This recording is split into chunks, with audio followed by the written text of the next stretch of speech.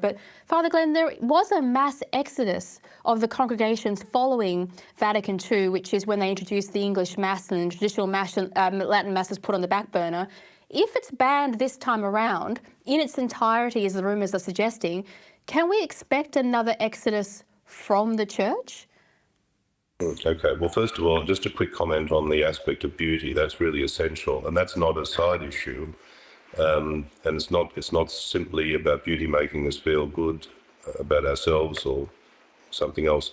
Beauty is one of the transcendentals. So beauty demonstrates and leads us to truth and goodness. And so when we recognize beauty, when we have the experience of beauty, we're drawn into the claims of truth and the demands of goodness. So they're absolutely connected. So if we have so much ugliness given to us these days, it's in order, in my view, to bring us down, to put us in a bad place where we're not able to be enlightened by the truth, where we're not challenged by the demands of the good. So it's very significant for us in all sorts of ways. Now, to come to your question, no, Catholics are not going to leave the Church over this.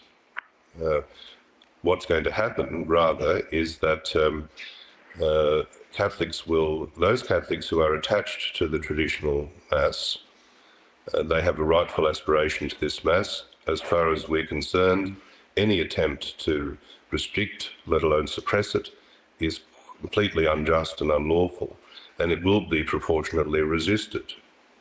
So it's not a question of people leaving the Church. But if a claim is made upon our obedience, then, well, we need to look at what's being asked of us. But the point is that we've been through this before, as you've just pointed out, and a lot of lessons have been learnt, at least on one side. And that is that we're not going to accept the abuse of authority, people going beyond their just and legitimate authority, and we're not going to fall in with that with a corresponding false obedience. You don't give obedience to something that is wrong. So there are limits to all authority. And so what we're seeing here, I have to say, if what has already occurred is already very serious, what is speculated about, we hope it won't happen, but that would be even more serious. Well, it will be resisted very firmly with a spirit of what should we say, holy intransigence, because it's not right, and it's actually a form of abuse. People have been rightly concerned about the issue of sexual abuse. That's simply one element of a culture, an abusive culture that we're still, I think that many in the leadership in the Church are still grappling with, or rather have not yet grappled with. And without taking anything away from the seriousness of sexual abuse, I simply point out that this sort of attitude of treating people in this way, of depriving them of their spiritual rights, is a form of spiritual abuse. It's really quite grotesque, actually. It's a form of spiritual abuse, and that needs to be called out and resisted. And I can assure you, we will do that. We won't be taking it lying down. We don't want to be forced into a situation where we have to fight, but we will fight to defend our rights. Well, I think a lot of our readers will agree with you. Look, we've only got a couple of minutes left, but do you mind just explaining quickly for those people who are watching along who care about what's happening but don't quite understand it because they're not Catholic, but they want to help you and to reconcile with what's going on? Why would anybody want to ban Latin Mass? Like stopping it in some places because it's not being attended is one thing, but saying no, you can't have it is perplexing to people who don't follow this. It is, isn't it? Because we're not forcing anyone to do anything. I'm not forcing anyone to go to a Latin Mass. You don't have to go to it. But they're trying to force us to go to a Reformed liturgy. What you have to ask, why is that so? It's a very narrow, authoritarian spirit.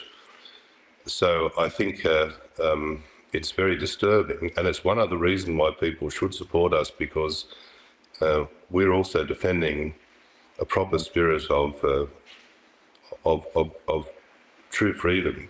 It's just very strange that the Pope should be talking all the time about freedom of worship, but we can't have freedom to worship in the way that traditionally we have worshipped in the Catholic Church. I mean, that's just totally bizarre and ironic. And it's so well said that people are finding their faith restricted. We're having this discussion right now across all of society about preserving people's cultures and honouring people's cultures and diversity, inclusion and all this. And yet some of our traditional cultures seem to be under attack, and you don't hear a word about it in the media or the press. Exactly. And in point of fact, we have a very diverse range of people at our Mass here. We have 3 Masses on a Sunday. You know, we've got 700 people every week coming through our church every Sunday. Now, a range of backgrounds, cultures from really every part of the world, every class, every age group, every nation. They're all here. That's true diversity, united in the faith and in the worship of the traditional Latin Mass.